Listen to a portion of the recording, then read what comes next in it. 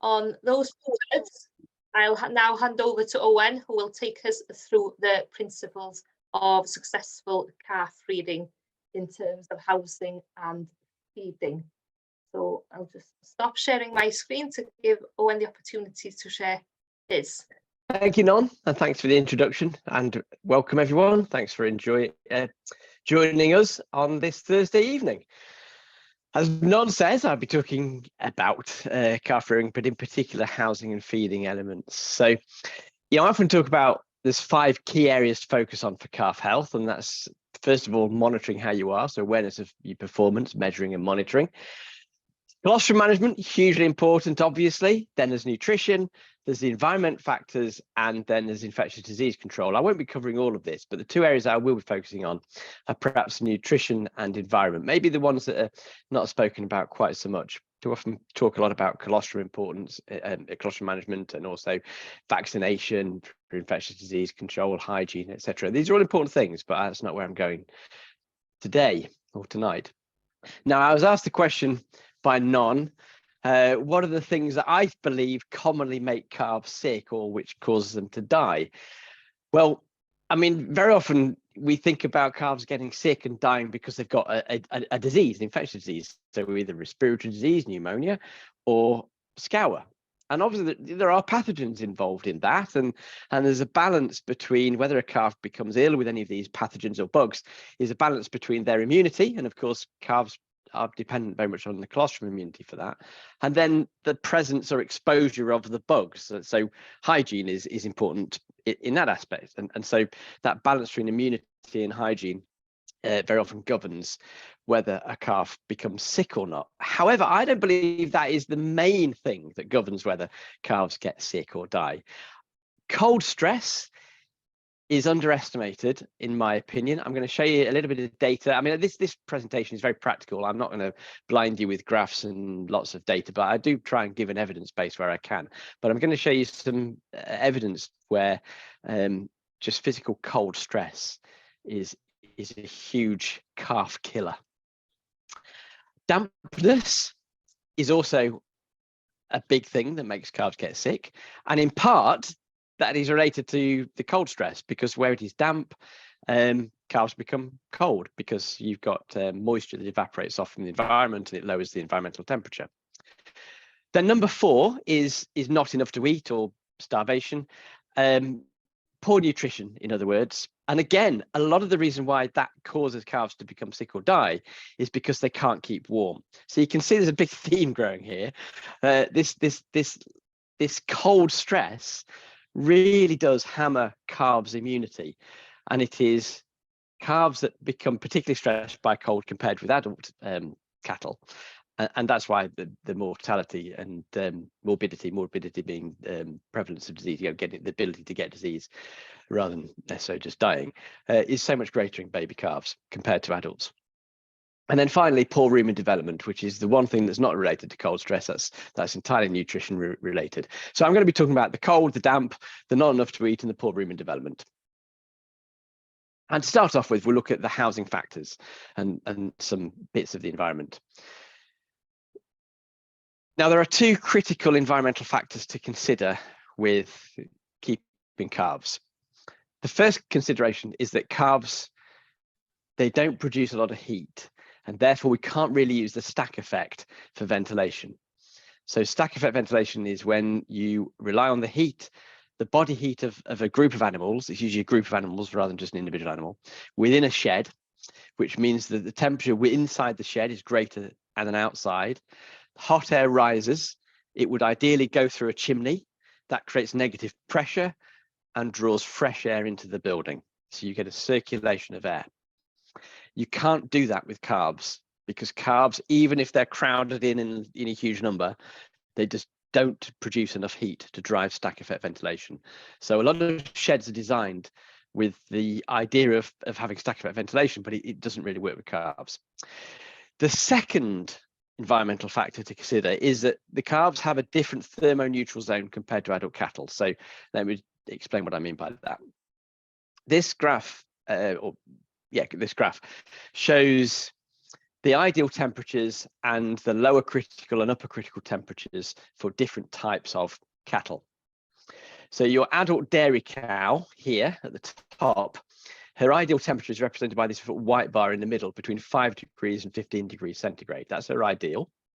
She would get heat stress at this upper critical threshold, which is around about 26 or 7 degrees centigrade. In fact, the heat stress kicks in a bit sooner than that. Heat stress is at the end of the black bar here, but this critical bit means that she loses the ability to stay cool.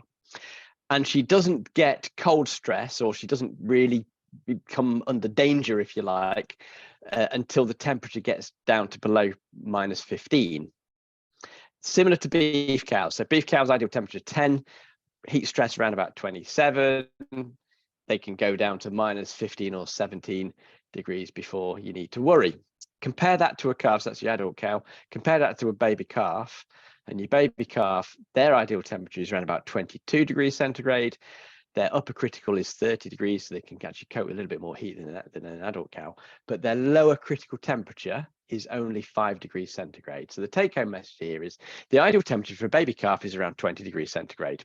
They die when it is below 5 degrees centigrade. Just look outside your door, folks, and see what the temperature is.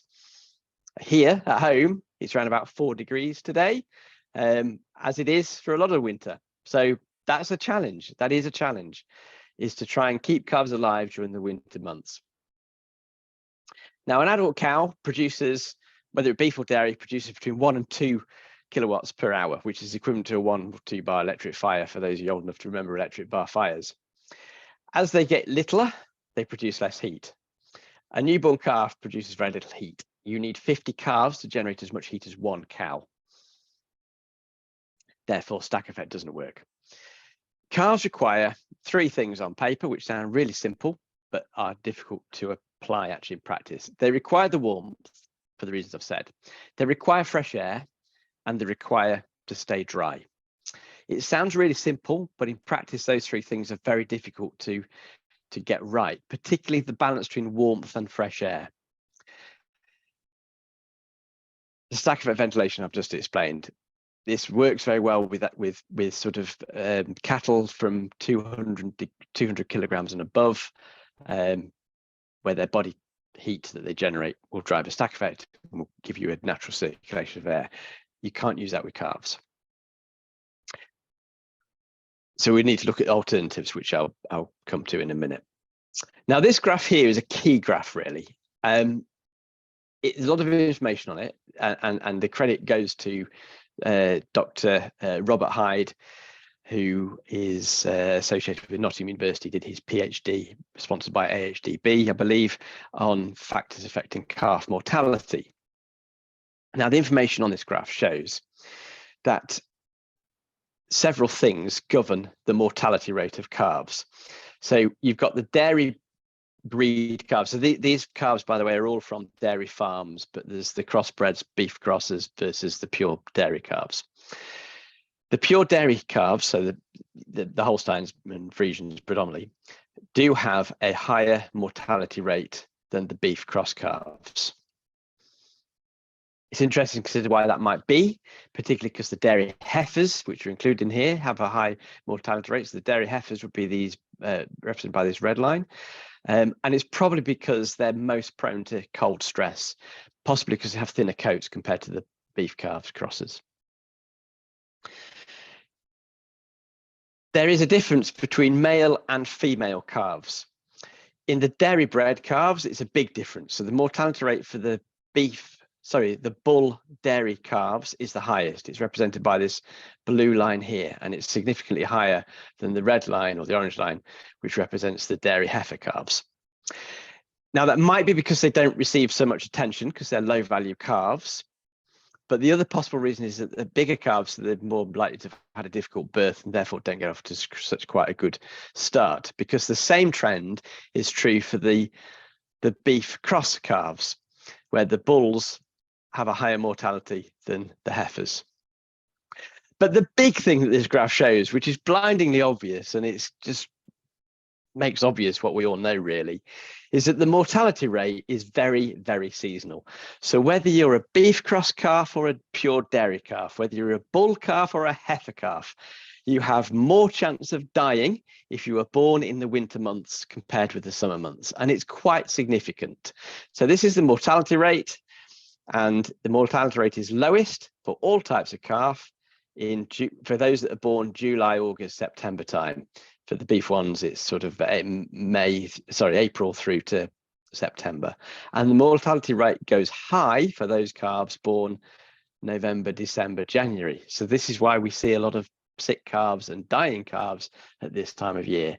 And it's purely because it's colder. Simple as that. But I think it's an interesting graph which very clearly shows the effect of seasonality and therefore temperature. Now, also from Dr. Bobby Hyde's work, he put temperature loggers in calf sheds, and he logged the temperature inside and outside the shed. So, it's no surprise, he showed that the temperature was lower in the winter months than it was in the summer months.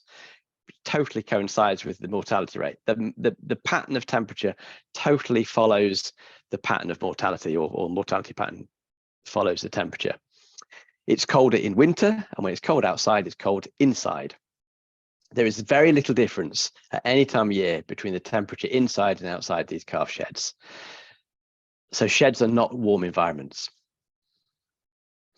Now, also from his work, he showed that temperature affects growth rate, not only mortality, but growth rate. So when the temperature is low, the growth rate is low, and when the temperature is high, the growth rate is high.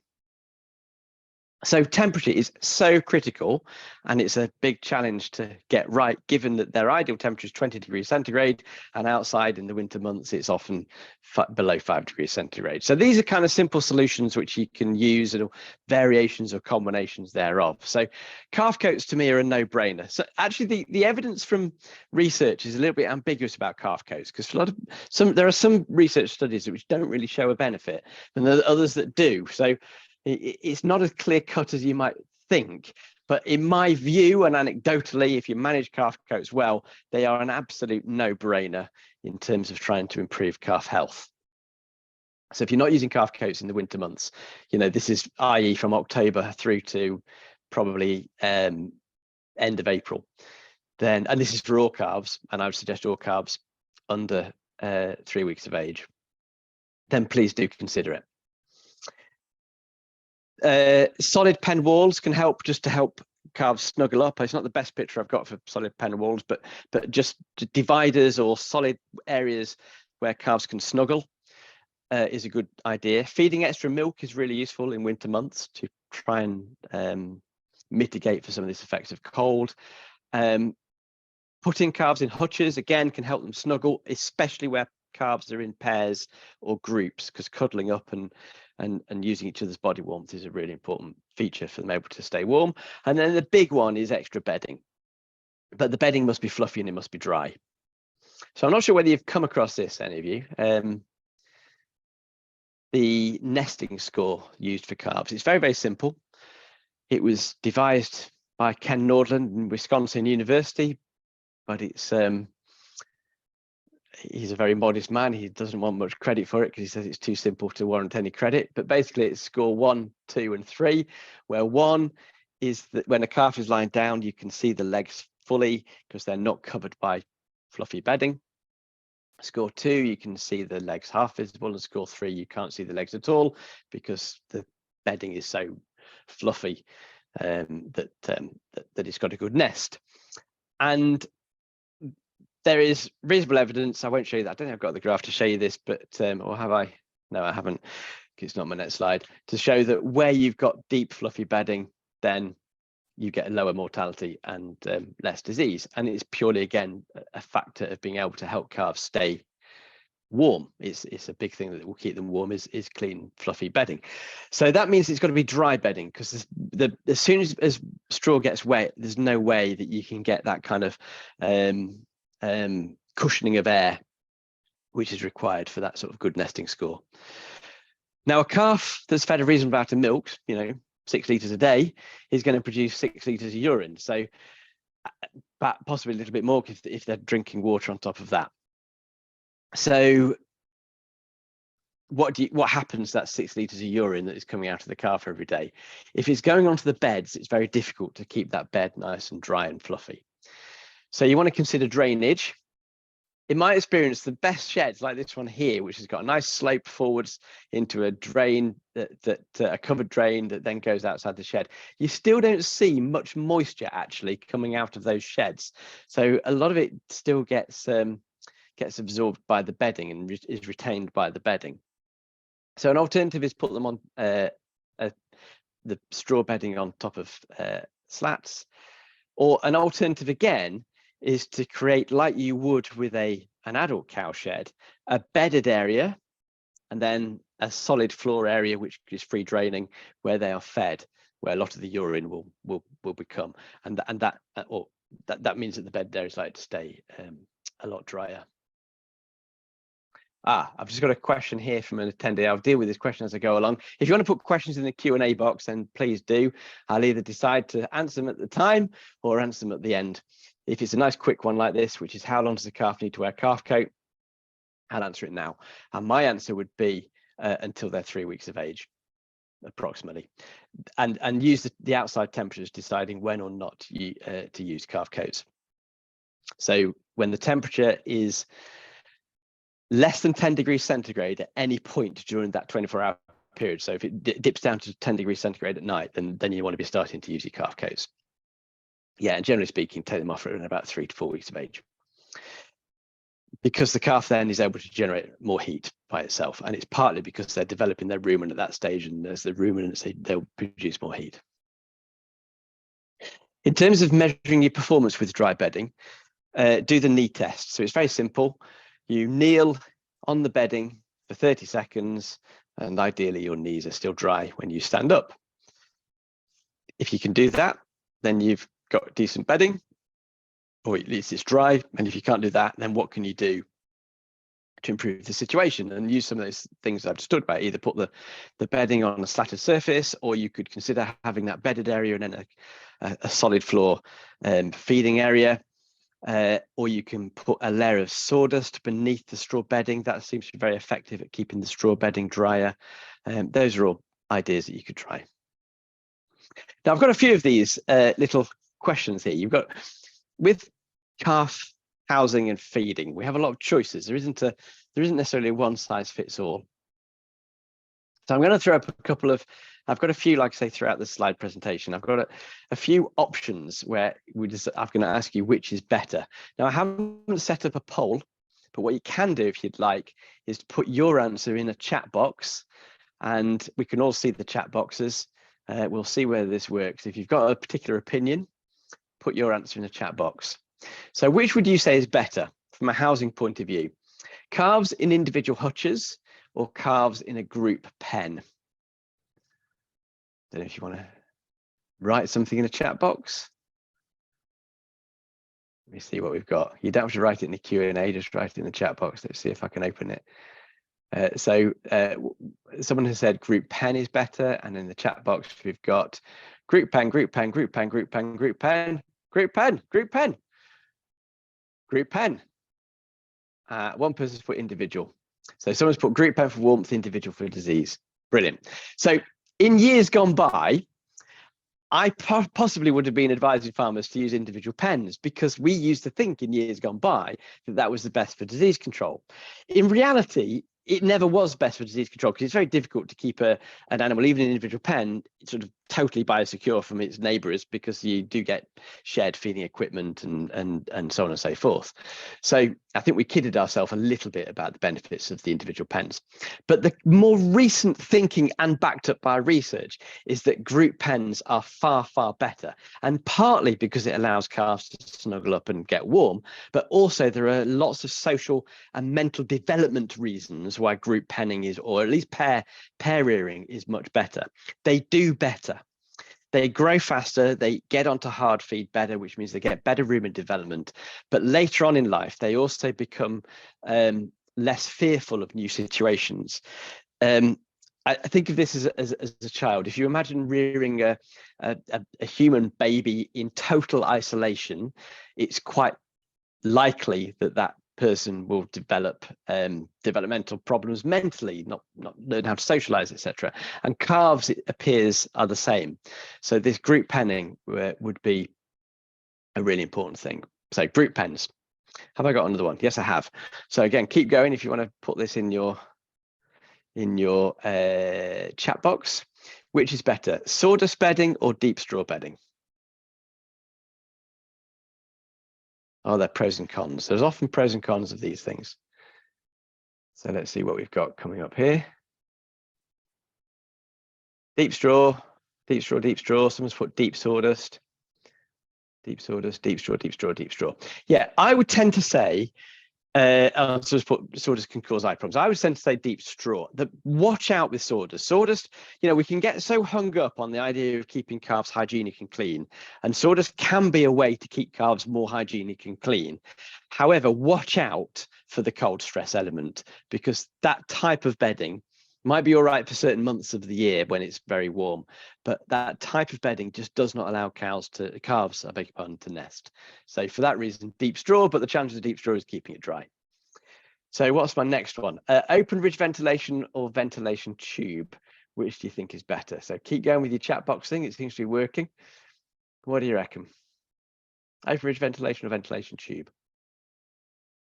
We've got tube, open ridge, tube.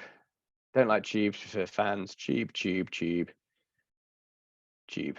Okay. So as ever, it depends.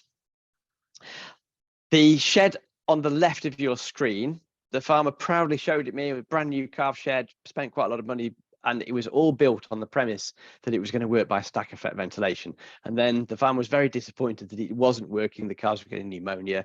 It was remaining very wet, which of course it does, because you can't rely on stack effect ventilation for baby calves. So if you need to have an air change through anything other than relying on natural wind, which often you can do, so you don't need to have forced ventilation. But if you can't rely on natural wind for whatever reason, then a ventilation tube is probably the way to go. There's quite a lot of detail. The devil is in the detail, ventilation tubes, because they need to be sited high enough off the beds that they don't cause a draft at calf level, and they need to have an airflow and the holes cut to match the airflow, so that the air sort of trickles out along the whole length of the tube rather than just blowing out of the holes at the end. So there's a little bit of calculations to be done to set a tube up, but tubes can be very effective in circulating air in a calf shed. So that was a bit of a look at some environmental factors, but very much focusing on cold stress and mitigating cold stress. I guess one thing I've missed off on that cold stress thing, which it's a subject that I'm becoming more interested in, or a solution that I'm becoming more interested in, is the use of patio heaters for baby calves. So there's probably some value in that, in providing external heat for baby calves, if it can be done safely and without sort of risk of fire, etc. There seems to be some evidence, again coming through Nottingham University actually, that it can improve growth rates and reduce morbidity and mortality. And I come across farmers who have sort of novel solutions themselves of trying to get warmth into calf sheds, yeah, I mean, there's one farm in Scotland that I came across that was investigating using underfloor heating, because they had their own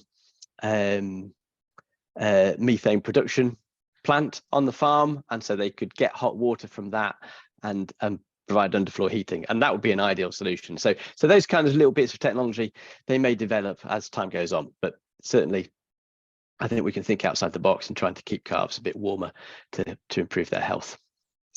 So moving on to feeding factors.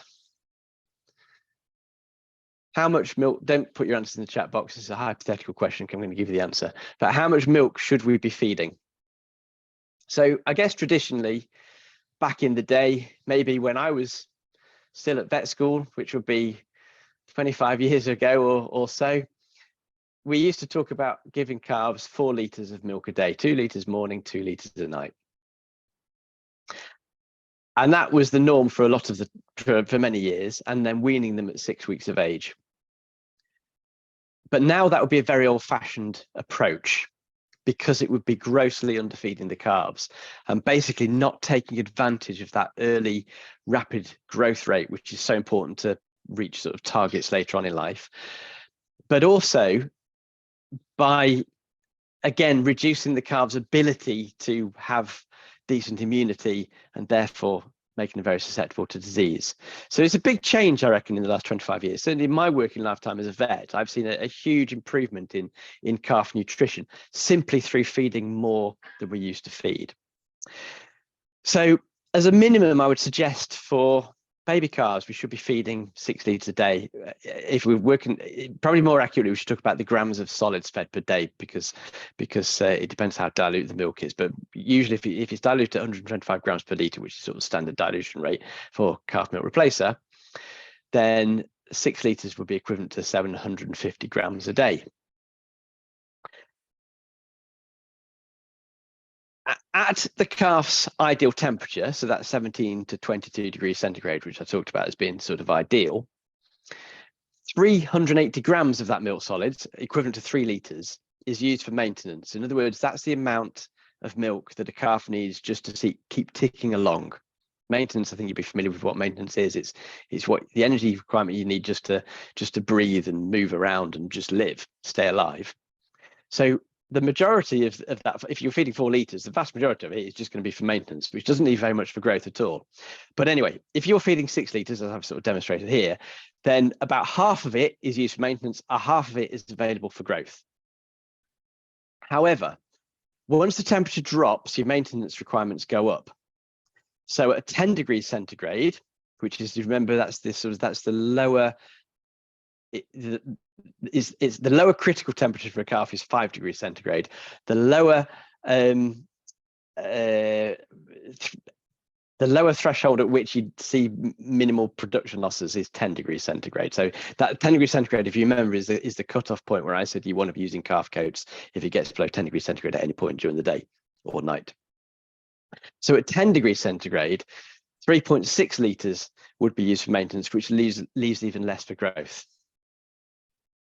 The effect of a calf coat would be this is why I believe calf coat is a no-brainer. It would allow more of the milk fed to be used for growth and less for maintenance, because at 10 degrees centigrade, the calf coat would have that sort of effect in terms of the maintenance requirement. It would be equivalent to 0.6 litres of milk per day. So just on simple mathematics, because the value of 0.6 litres of milk per day being fed is more likely to get into growth rather than just maintenance, then it sort of makes calf coats pay for themselves. Assuming a calf coat is £25 and it will do for 10 calves, so £2.50 to £3 per calf. Just the money you save on milk replacer or the equivalent improvement in growth rates sort of pays for calf coats. And that is irrespective of better calf health, if that makes sense. So looking at Bobby Hyde's work again, he checked daily live weight gains, the growth rates for various farms, and the target is about, well, above 0.9 kilograms per day as a baby calf, because they have quite good feed efficiency with milk replacer or milk. Not many farms achieved that. There were very few. In fact, I don't think there was any farms that achieved 0.9 kilograms per day on average in that particular study, because it would be about here where my line is. So maybe 1 or 2 farms at the top end did, but most farms didn't. So there's room for improvement. And there's also, as you can see, big variation on each farm. So each of these, they're called finger box plots, if I've got that right. So each of these sort of orange squares represent one particular farm. And if you look at one orange block, if you take this one here, you can see my arrow. This dark line would be the average for that particular farm. The majority of calves are in the orange block, So, the best growing calves on that particular farm would be at this end, and the worst growing farms would be down this end. And then the finger ones are the sort of outliers. So you'd get the odd calf that would have a very good growth rate, and the odd calf that would have a very bad growth rate. So that's the sort of whiskers, if you like, at the end of each box plot. So that's what that's describing what this graph shows. Now, the things that are affecting growth rate are temperature and milk fed, basically. So temperature affects growth rate. I think I showed you that graph before. But volume of milk affects growth rate as well. Now, you might be saying to yourself at this stage in the proceedings, no shit, Sherlock, because it's pretty obvious. And yet, there is room for improvement. So think about, well, could we be doing something a little bit better on our units in terms of A, looking after our temperature a bit better, and B, improving the way we are feeding our milk? Someone's asked a question which I can deal with now. Does 0.9 kilograms per day depend on breed? To an extent, yes, Gemma, who asked that question, but not to as much an extent as you might imagine. So 0.9 kilograms per day you can take as pretty much across the board, and for different calf types, whether it be dairy bred or beef cross. So therein now is lying another challenge to us, because it isn't as simple as just banging a load of milk into calves. Because if we feed a lot of milk to calves, the downside of that is that we don't allow the rumen to develop. So I've got a question here. Can calves ever overheat using calf coats? No, not really. They might get sweaty, and the calf coats don't become less effective, but they won't overheat. What generally happens is they grow, and then the calf coats get very tight, so they need taking off. In our country anyway, overheating isn't a big problem for calves. Yeah, rumen development. What we're trying to do with rearing calves is quite unnatural, because if you think about it in nature, a calf wouldn't really be weaned until about 6 months of age. And so they don't need to be fully functioning ruminants until about 6 months of age, when they're going to be entirely dependent on, in nature, grazed grass. What we're trying to do with calf rearing, whether we're on beef calf rearing or dairy calf rearing, suckler calves are different. We're trying to encourage that animal to become a ruminant, i.e. function without milk and function with solid feed only by the time they're weaned. And weaning is typically around about 8 weeks of age. It used to be 6 weeks of age. Like I say, if you're still weaning calves at 6 weeks of age, that's really quite an old-fashioned way of doing it. So I would encourage you to perhaps move to 8 weeks. Even though it's going to cost you more in milk replacer, because you'll be feeding more, you'll get your returns back. So we're weaning at 8 weeks of age, and that is still incredibly premature to expect the rumen to be fully developed. So there's quite a lot of art required here. The main thing that makes a rumen develop is actually starch, because the starch goes into the rumen and it ferments to produce volatile fatty acids. That's acetate, butyrate, and propionate. And it would appear that butyrate is the most important of those three to cause the rumen papillae to lengthen. So there's a picture of 3 different rumen surfaces here. There's a calf rumen here that has just had a milk and hay diet. I'm assuming these calves are around about 6 weeks of age. There's a calf here that's had a milk and concentrate diet, and you can see that the rumen papillae are far more developed. The rumen's got far more bigger surface area. And this one here is an adult cow's rumen, where the rumen is like a fluffy towel almost. I mean, it's not, because it's damp and horrible and squidgy. It's tripe, if you've ever eaten tripe, but it has that kind of fluffy towel appearance on a photograph, at least, where you've got these lots and lots of rumen papillae tightly packed. And what that does, it creates a very large surface area. And that large surface area is absolutely critical for the functioning, the good functioning of a rumen, because without it, you get rumen acidosis. Because rumen fermentation, without sort of going into sort of general dairy nutrition or cow nutrition, Rumen fermentation produces volatile fatty acids, and that's the main energy source for a cow or for a weaned calf. Those volatile fatty acids, they're acidic, they'll produce acidosis unless they're absorbed into the bloodstream. That absorption happens in the rumen, and it happens as a result of the rumen having a big surface area. So if you don't get that big surface area of the rumen, then you get acidosis in effect. So a calf that hasn't had good rumen development and then is weaned gets rumen acidosis. And I see that quite commonly, actually, and often it predisposes calves to coccidiosis. So you might sort of see your calves going a little bit thin, bit poor, they might get pneumonia, and they might get coccidiosis around about that 10 weeks of age sort of time period. But just ask yourself the question, well, at the root of that, is it cocci? I mean, okay, coccidiosis might be the thing that the particular bug that happens to get in there to cause the total demise of the calf, but at the root of it, was it because the rumen wasn't very well developed? And if a calf has a big strong milk diet and then is weaned quite abruptly, then there's a big risk of not getting good rumen development and then acidosis post weaning, and then the calves go crash. I've had a question here: how would you get the starch into the calf rolled barley? So I'm sort of going to deal with this now. Well, how do you do it? Any concentrate would work for starch. So I would suggest you use calf rearer nuts, calf weaner pellets, or coarse feed.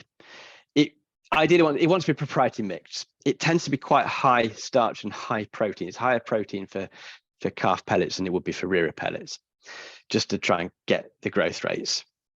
But it's the nuts, it's the pellets that the concentrate, which is the source of starch. Now, that's not to say that you ignore the roughage, because if you have concentrate but no straw or hay as a source of roughage, then you don't get a rumen fiber mat, and you don't get the sort of normal population of rumen bacteria which are required also for this rumen development. But the concentrate intake is critical for getting the surface area, and it needs to begin as early as possible. And this is why baby calves need to have concentrate from day one, and they also need water from day one, because they won't eat the concentrate without having water. And it's a little bit of an art form.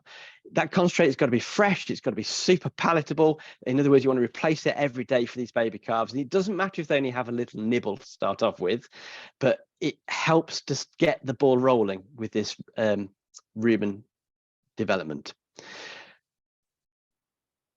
Let me just move on. I've got a few sort of what is better questions here, which I think will deal with some of the sort of practical aspects of how to achieve this rumen development and yet keep the calves on a high plane of milk feeding. You need to do both. It's a balance. So what is better is my first one: calf milk replacer or cow's milk. So again, if you mind going back to your chat box and telling me what you think is better, calf milk replacer or cow's milk. Again, you could choose either as long as you can justify your answer. So we've got cow's milk, cow's milk, cow's milk, cow's milk. So lots of cow's milk. No one said calf milk replacer yet.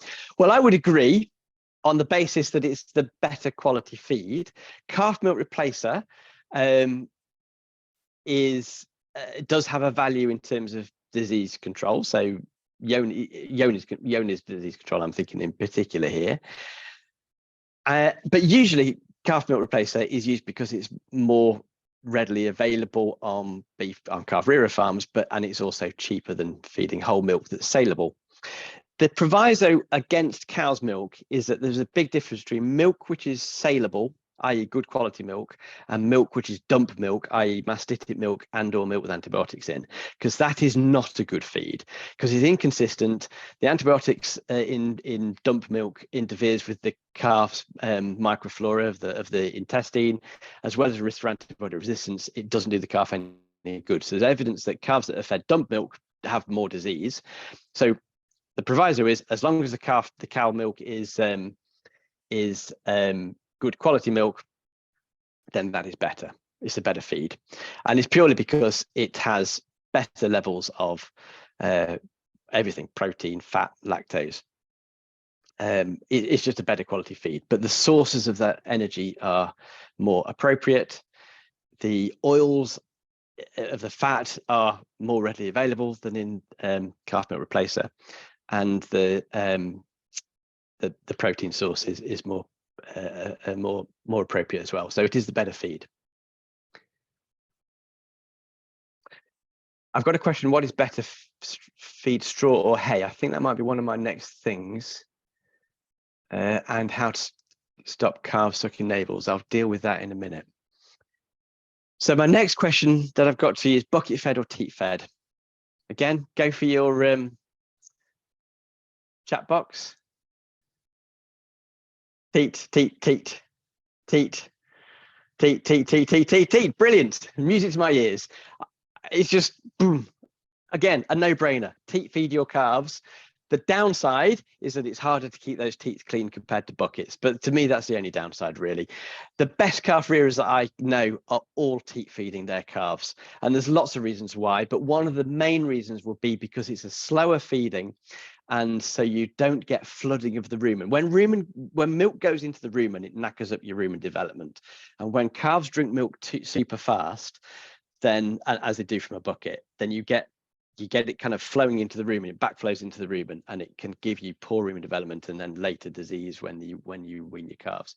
So yeah, teat feed your calves. You're going to get better use of that milk that's being fed. Now, the devil is in the detail. So which teat do you use?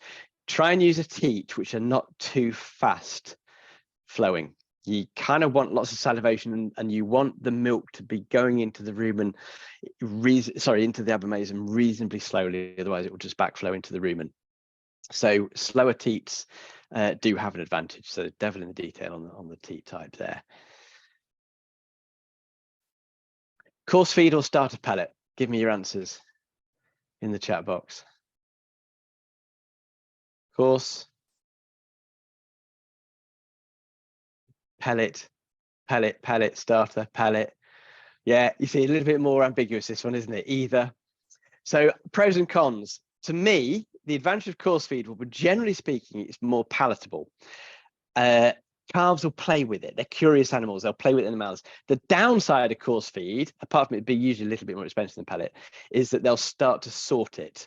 And so therefore they're not getting the consistency they will with the pellet. So it's pros and cons. I don't think there's a lot in it, but whichever you use, it wants to be super palatable. So that would be another reason for using starter pellets rather than rearer pellets, to try and encourage the calves to have this early intake. Now, I don't know if I did have. Oh, I have got straw or hay. Sorry, I was kind of hoping I had this one dealt with, because someone asked me the question. Chopped straw or hay? Now, I'm not going to give you the option here of straw from the bedding, because that is never a good option. I know commonly that is what calves rely on, or farmers rely on, just the straw bedding, but don't consider that as feeding your forage. It's just that's just not sufficient. So which is better, chopped straw or hay? I've not even given you long straw from a rack there. I've said chopped straw.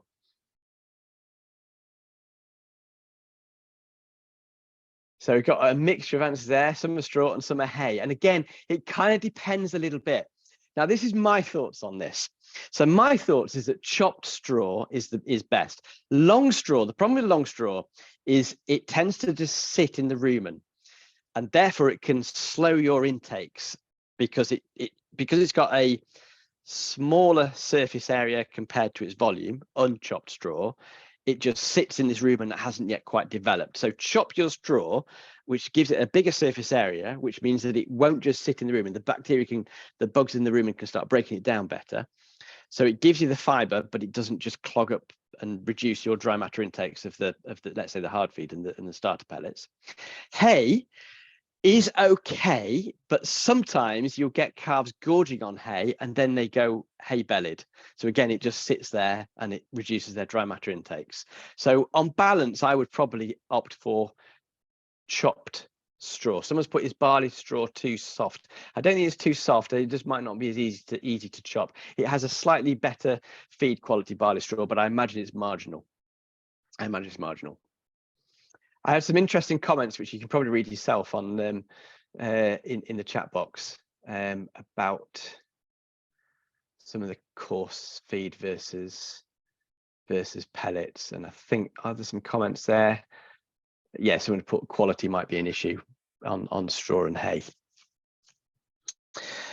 In the question box, someone's asked me, do I prefer automatic, what's my opinion on automatic milk machines? So I think I've kind of come off screen share now, just for a second before I do the case study, which I've got sort of 10 minutes left to do, because I'm going to just talk you through a kind of a weaning strategy to try and sort of pull this thing together a little bit. So ideally, you would replicate nature by feeding calves little and often. It is unnatural for a calf to have 2 milk feeds a day, but of course that's what we're doing with predominantly with our calf rearing, is we give them a morning feed and a night feed. That limits the amount of feed you can give in any one overall, because there's a maximum amount of feed that you'd be able to feed in a single feed before you end up getting the milk going in the rumen. And when the milk goes in the rumen, sometimes called rumen drinking, that knackers at your rumen development and causes illness and calf scour. So to get around that, automatic milk feeders are great because you can feed your high volumes split between lots and lots of feeds throughout the day. So in that sense, automatic milk machines are very good, and I'm a big fan of them. They do take a bit of managing, because the downsides for automatic milk feeders is that you get a lot of urine being produced, and you've got to manage that in terms of the bed management. So I do come across some farms on automatic milk feeders where, yeah, they're getting loads of milk into their calves through the automatic milk feeders, and it splits out lots of feeds throughout the day, so it's reasonably healthy for the calf, but you're getting really wet beds. So watch out for that. The second thing is you need a certain kind of you need a certain size of farm, I would say, to manage milk feeders well, because what doesn't work well, in my opinion, is where you get these trickle in, trickle out pens. So you've got a pen of calves, they're on a milk feeder, new ones go in, old ones come out. You've got this constant circulation of calves within the same pen, and that's always bad from a pneumonia point of view. So you need sort of bigger farm systems, really, where you can have, batch up maybe 15 calves, a reasonable sort of age group, maybe only 10 days between the oldest one and the youngest one in that group, and then you can rear them as a batch, empty that pen out, start again. So you would need to have let's say, well, typically you'd need 4 or 5 calf groups if you're weaning them at 6 weeks, if you had round about 10 days age difference between the oldest and youngest in each pen. So things to watch out for with automatic feeders. Yes, what I was going to do for you is I'm going to draw you a little graph here. So find a pen. It's a concept, and it's called step weaning, but I'm a big fan of the concept, but you can either apply it or not apply it, depending on whether you think it might work for you. So if we look over a period of time, on the bottom thing, so weeks, and we're going to say that's 8 weeks, 4 weeks, 0 weeks, 2, 6. And this is milk replacer in grams. So we'll go up to 1,000 grams, because you should, if you're feeding twice a day, it is quite tricky to get 1,000 grams into your calves, because in 2 feeds that's quite a big volume. But if you feed them, like I say, with automatic feeder, 1,000 grams is easy enough. But you should be able to get 750 grams. That's 6 litres, 3 litres morning, 3 litres night, 125 grams per litre, quite easily. It makes sense to give your calves very quickly the maximum amount of milk you're going to feed. So let's say we're going to max out at 800 grams. Feed that until they are 5 weeks of age. And at 5 weeks of age, drop it down to not quite half, but 450 to 500 grams per day. And then feed that for the next 3 weeks, and then wean them at 8 weeks. So you put this step in here. Now what happens is you've introduced concentrate feed from an early age. So if you're looking at your concentrate intake, it's going to be sort of creeping up and creeping up and creeping up and creeping up and creeping up, only if you start it at an early age. And then when you do this step here, it goes up quite high, as you might imagine, and then it goes up very high when you wean them. I'll have put a different scale on here. You kind of want to be weaning them at 2 kilograms at least of concentrate intake per calf per day. The best farms, in my opinion, are getting 2.5 kilos, maybe even 3 kilos of concentrate into the calves at the point of weaning. So it'll easily go up to 3 kilograms or more after you've weaned them, because they're not getting any milk. But it means that during this last 3 weeks of the milk phase, you've got a very sort of good rumen development going on, and you haven't got a big jump of concentrate at the point of weaning. So it's called step weaning. Hopefully that graph sort of makes sense to you. I'm a big fan of the concept, and for the farms that have got it cracked, it seems to work very well. Let me just check my question boxes.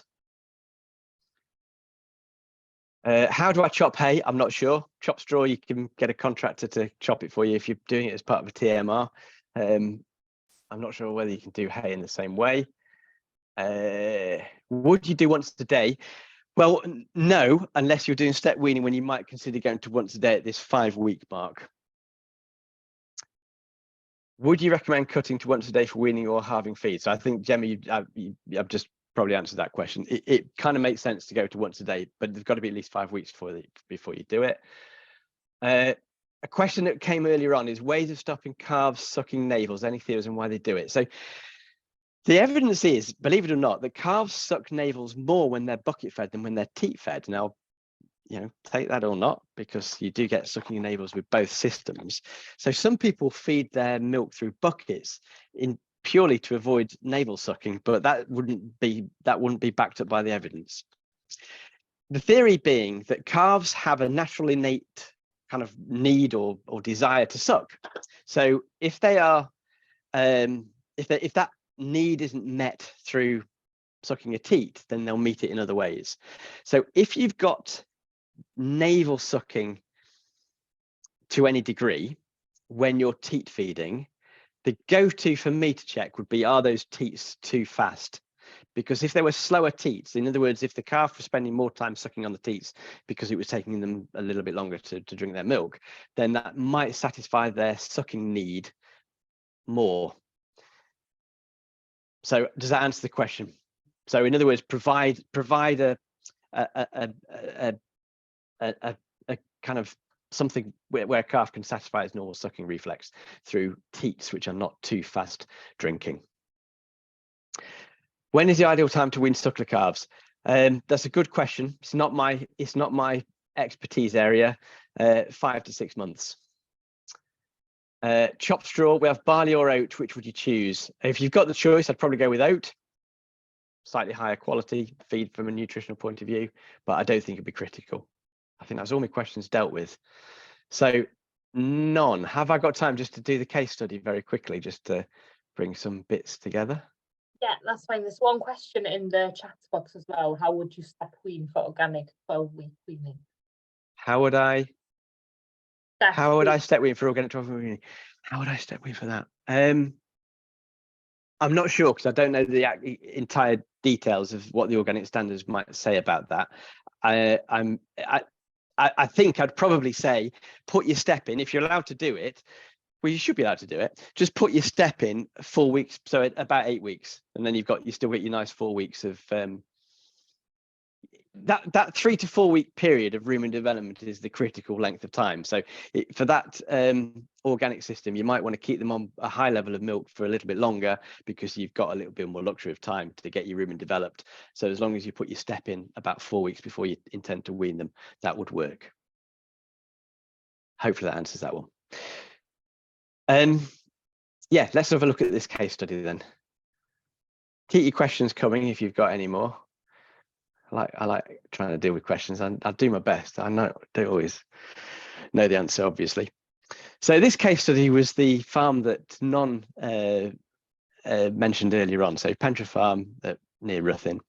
It's a 50-hectare mixed enterprise with sheep, but also buying calves at about 3 weeks of age, about 100 per year, Aberdeen Angus cross, dairy steers, and purchased and finished on a grass system, finished on the farm.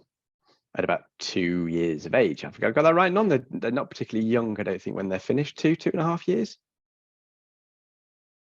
Yeah, you're on mute, Non. Sorry, yeah, just over 2. Yeah.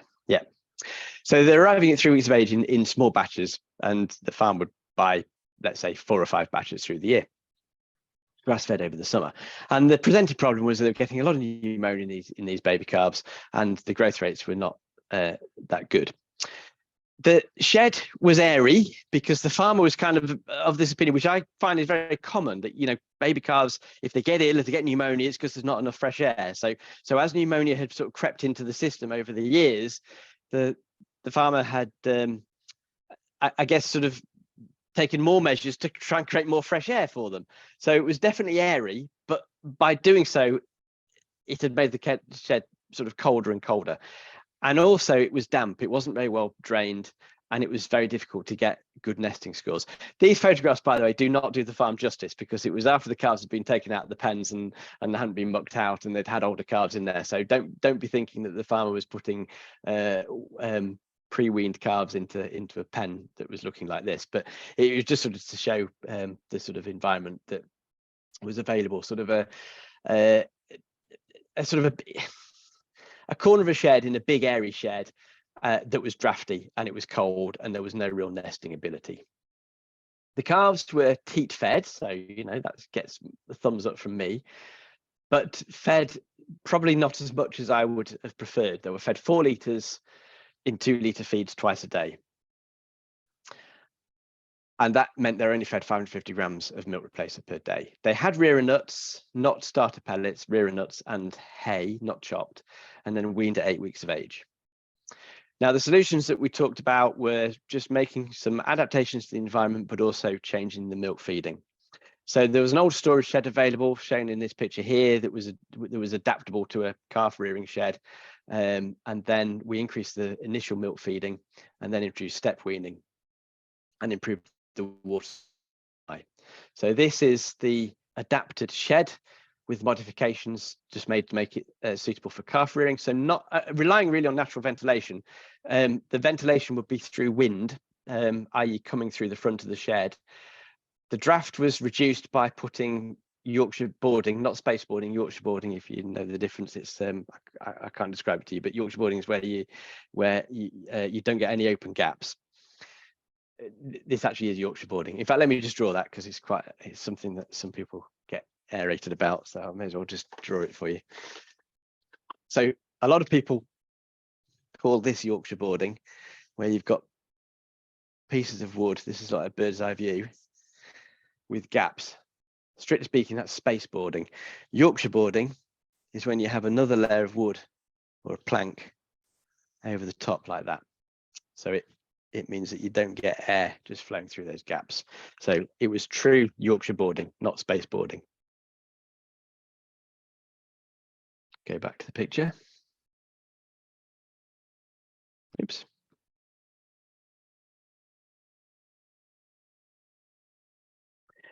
And you'll notice also that it was just rearranged so that the bedded areas at the front, bedded area at the back, feed area at the front, which was kept with bare concrete. So it meant that the bedded area stayed drier. The water point was put right at the front of the pens. I was concerned the calves wouldn't reach this, but they did perfectly well. But it meant that, again, the pens stayed drier. The feeding of the coarse pellets was done a bit better. So it was not the coarse pellets, but the starter pellets were done a bit better. So it was always fresh for the baby calves. Calf coats were used in the winter months. This isn't the particular shed, but only because I didn't have a photograph to show you of the particular shed. But on the back of the wall, there was also a shelf put with straw on top of the shelf to prevent downdrafts, so that, again, it gave a nesting area for calves. So in other words, what the farmer created was a shed where calves could choose different zones to lie in depending on the weather conditions. And I think that's a really good solution to to mitigate for the fact that the weather is different every day of the, every day of the week. We get different weather conditions. So if you've got a sort of a group pen, and you can allow calves to maybe sort of snuggle up in a nice little bit under a shelf when it's a bit chilly and cold, and yet when they get a bit older or when it's a bit warmer, they can come out to the front of the pen to get a bit more fresh air, then that's a nice little solution. The milk feeding plan was basically introducing step weaning. So putting them on a higher plane of milk feeding, 750 grams a day, until they were 6 weeks of age in this case, and then dropping down to once a day feeding at 7 weeks of age, and then weaning them at 9 weeks. That was done because they were coming in at variable ages. So some were coming in at 4 weeks, some were coming at 5 weeks, some were coming at 3 weeks. So it just standardized the age at which they could be weaned. And then the calves are weighed with the growth targets that I set. So I put a growth rate, because these are Aberdeen Angus, that refers back to a question earlier about what, is that growth target 0.9 kilograms a day suitable for every breed? Well, I moderated it down slightly because these are Aberdeen Anguses. So I put my growth target, or the farmer's growth target, as 0.85 kilograms per day. The results were that the pneumonia rates were massively reduced. There was no deaths. Fewer calves were treated.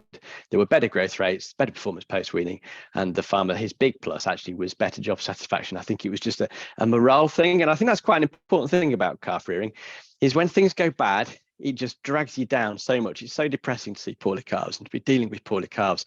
So this was the big win for the farmer, over and above all the economic benefits and economic costs and all that kind of thing. It was just that he just enjoyed his job a lot more by having healthier calves. There was still quite a range in growth rates. So some were, smashing the targets. The average was just below the target of 0.85, but then some were still a bit poor. And that might reflect the fact the calves were coming from different sources, and so on and so forth. So there we are. That's just a little putting it all together with a case study and showing how a few small tweaks can make quite a big difference. And in that case, it was nothing to do with changing vaccination protocols or using different antibiotics at different stages or anything like that. It was just changing the feeding and changing the environment. Now I have a couple of questions.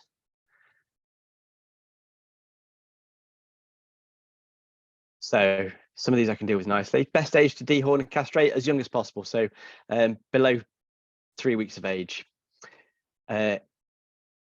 Can you tell me why some calves bloat, swallow on milk, and some die suddenly?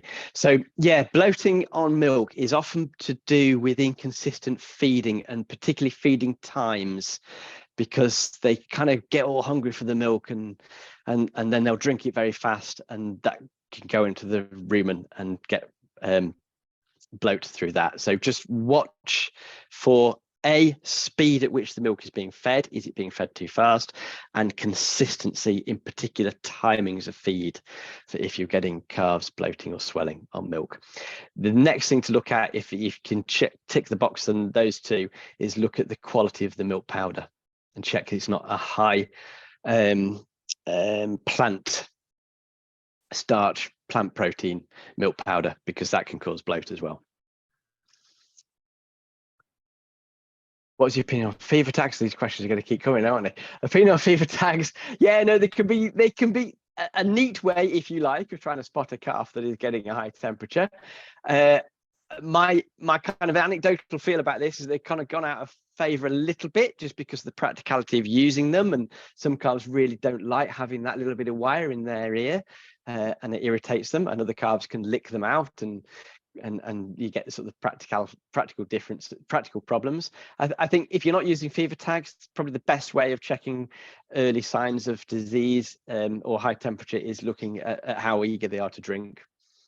What's your opinion on calf igloos? I'm a big fan of calf igloos. I think calf igloos, when they're used correctly, really do help create that environment where calves can choose where they go depending on the temperature. So what I mean by that is, if you've got a calf igloo, and the igloo should be positioned outside, I might just stop screen share and just draw a picture on this, because it's another one which I can probably do better on a piece of paper. So the theory of calf igloos is that they've got this rounded roof and they have a little ventilation ridge on the top. And as the wind blows over the top, it creates a negative pressure, like an aeroplane wing, I guess. And the negative pressure means that you get air sucked out of the top. So actually, even without carbs in, they ventilate. Now, I've put a smoke bomb in a calf igloo with no carbs in it, and on a reasonably windy day, not a massively windy day, just a day with a breeze, it does work. You get smoke going out of the roof because of this aerofoil effect. So I don't think it's just a marketing ploy. I think it generally does work. But that means that the calf igloos are meant to be sited outside the shed. But then you have an adjacent covered area, which is like a loafing area, and the calves, as they get older, will tend to sort of go into that loafing area to keep cool, and then go back into the igloo when they need to nestle and keep warm. So I'm a big fan of it. There's one more question in the chat box. One more question. Yep. One, and then we'll go the webinar. Well, I've got a question in the question box thing, which is, we've been buying through markets in the past. Is that the one? Buying through markets in the past and have issues with pneumonia, especially mycoplasma. Now buying one farm source. Okay, yeah. So it is better to buy from one source if you can run through markets. It is a bit of a higher risk when you're mixing calves from different sources. There isn't a licensed mycoplasma vaccine. There's a vaccine that is imported from America, as far as I'm aware, for mycoplasma, but I haven't got any first-hand experience of it, so I'm not the best person to ask on that. And then in terms of which vaccination strategy, there are a whole plethora of different vaccines, and I would suggest it wants to be sort of farm specific and go to your vet on that. I don't think I'm in the right place at the minute to sort of give you a kind of a vaccination protocol when I don't know anything about your particular farm situation, I'm afraid. So I'll defer that one to your own vet. Vaccines do have a role. Don't go away from today thinking that I think it's all about environment and calf feeding, and so we don't need to bother about the other stuff. Vaccination does have a role, but I do believe that get these basics right first. Thanks, Owen. I can't see any more questions in the Q&A box at the moment. So yes, I'll draw the webinar to a close, I think. So thank you very much for that really informative presentation. I think it was a great way to take the questions along the way as they came in. It was also great to make the webinar as interactive as possible with the either or questions you had. So thank you very much for the wealth of information you put over to our attendees tonight, Owen, as well as your input, of course, through the project work at Pentre Farm. You're very welcome, and thank you everyone for turning up on a Thursday night to hear me talking about calves. Well done. Yeah, that leads me on to my next point. Diolch yn fawr iawn I chi gyd am ymuno heno yma. Ar eich ffordd allan o'r webinar heno yma, mi fyddwch chi'n cael eich cyfeirio at ffurflen adborth, ac mi fyddwn ni ddiolchgar iawn os allwch chi I chwblhau. So thank you very much for joining us tonight for this informative webinar, and I see that we're having a number of comments in the chat box. Thank you, Owen, for all the information you've provided tonight. On your way out of the webinar, you will be directed towards a feedback form. We'd be very grateful if you could spend a couple of minutes just filling out the questions on the form. It really does help us to know what you thought of the webinar, and also to help plan ahead for future similar events. So ar hynny o eiriau, diolch yn fawr iawn I chi am ymuno. Thank you very much for joining, and we hope that you'll be joining us again for another webinar soon. Diolch.